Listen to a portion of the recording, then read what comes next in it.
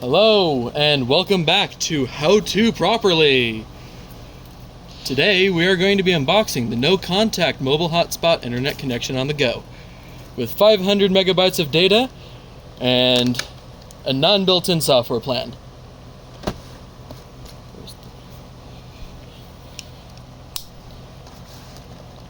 We're going to start it open with this nice sharp knife on a box that is certainly should never be opened or bought. But I did this for your guys' enjoyment. This right here is the device. Said device. And they decided to put it in a very nice clamshell for us today because they hate their customers.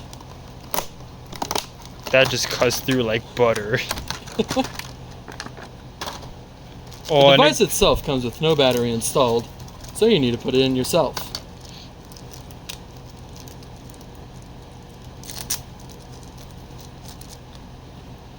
Battery is by ZTE, and we have no idea how many milliamp hours it has. Probably around 2,000 because that is around what they had at the time. Remember, if you're going to do this, always make sure to dispose of your battery softly. Like that.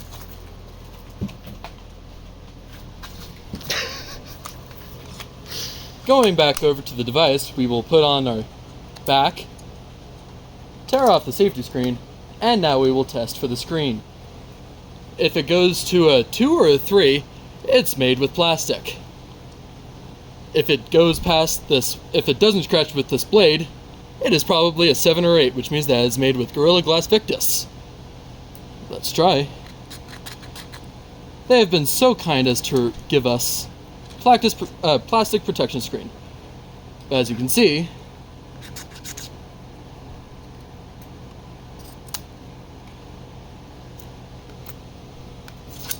the sides are all plastic, as you can tell with the lovely ability to cut away plastic. The SIM card slot is also plastic and does come with a SIM card.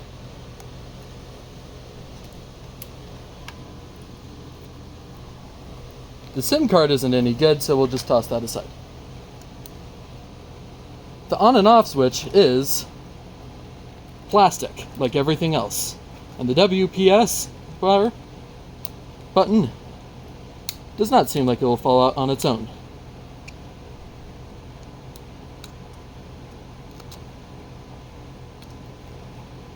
Taking apart it, you can see that it has a battery, Wi-Fi signal, mailbox for some reason, and cell phone reception.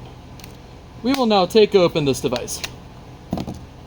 Today, we will be using this beautiful World War II German Saber, made by Würzburg Kirschenbaum Co. and Solinger. We'll place it on the ground for safe protection, probably somewhere by the battery, because that's safe.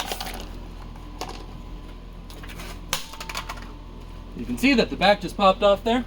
That is because it's not made well. The back is just flimsy plastic almost looks like rubber. and does not seem like it will break in half. The battery, on the other hand, is not going to break on its own. The rest of the device, if you give it a couple whacks, seems to be made very well. You can see here it has a couple dents, but nothing too major. From here on out, we are going to be switching from the World War II German Saber to this wonderful wooden club I made. You can see here on the demonstration on the battery that nothing really should come from it. Let's try it out.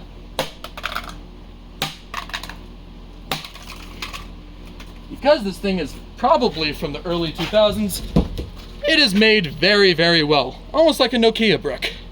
But as you can see, the sides are starting to fall apart. This probably means that you've broken it. We will now move on to a knife my buddy of mine made for me. This is made from tool steel, and do you mind telling us a bit about it? It is quite an interesting piece we have here.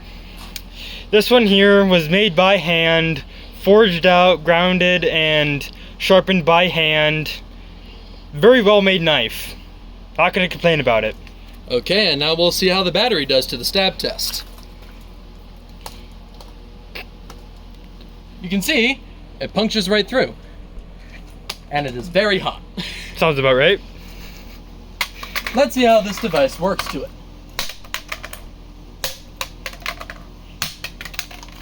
The device itself appears to have taken significantly more damage. You can see that the front of it is all bent and marked up.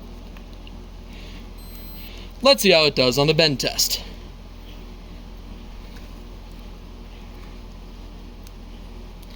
There is slight creaking, but it all seems to be made very well.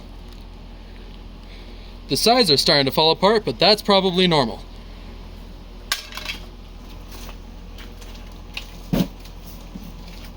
Our second to last tool today is this sword I got off of eBay. I have no idea what it's made out of, probably some sort of steel from China. Let's see how it does on the battery.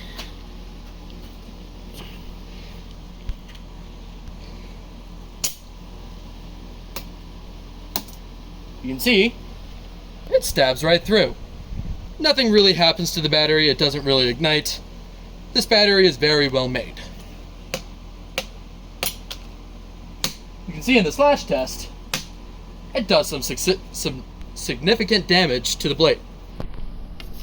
The blade, as you can see, is very, very bent.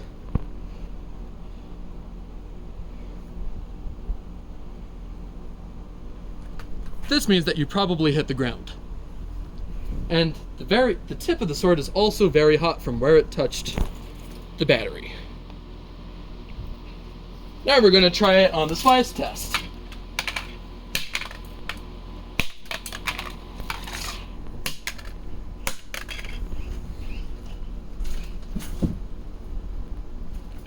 This device has earned my approval for how well it's lasting in this test. All of the other things we've tested, including that PC, have not lasted this long, but now it's going to perish to this knife. We're going to get this knife and jam it in the cracks. We're going to work our way around the edge. Careful to hit every single screw. We want to be as careful as possible, Quote unquote. which is why we are using this knife today. Fun fact, I don't know what brand this knife is from. If you can tell me, please let me know in the comments, because I truly have no idea. I wouldn't be surprised if it was DeWalt. We're going to work it around the edges. This is the Careful part not you to need stab ourselves. This is the part you need to be the most careful about. And this is mostly where most mechanics die.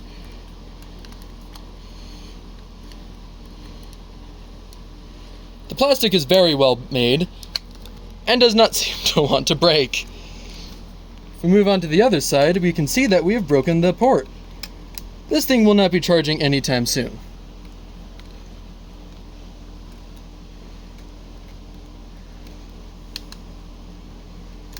Oh, there seems to be a catastrophic fail. No major damage to the board. The body seems to be about done. This piece can just fall right out, and it will.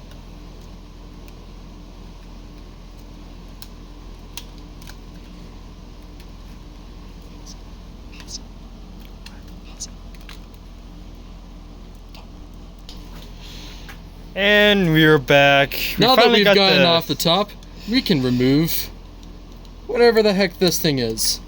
Doesn't look like it's important, so we're just going to toss it. As you can see, we have now exposed the motherboard. The motherboard is all soldered on. Pieces do appear to fall off if you force hard enough, but those appear just to be the heat sinks, so aren't much really useful anyways. kind of fall off like an M1 Garand clip. Very satisfying. Sounds like it too. You can see here that this board isn't really made well, or it actually kind of is. All the pieces are very small, and very easy to break. You can kind of just cut them off.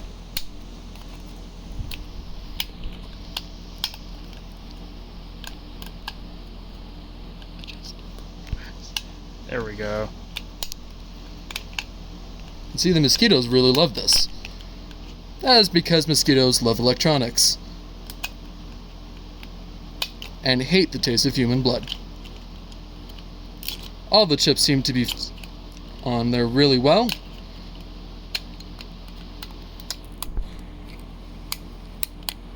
So I can't really complain about that. Over here we have more useless parts, more useless parts,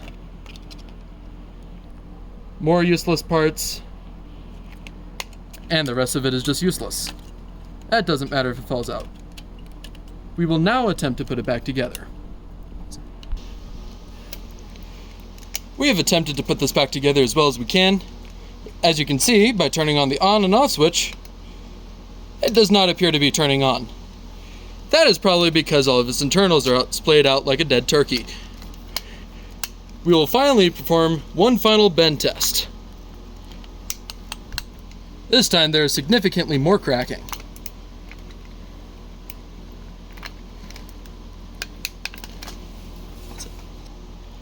The Net 10 wireless no contract mobile hotspot internet connection on the go fails my durability test.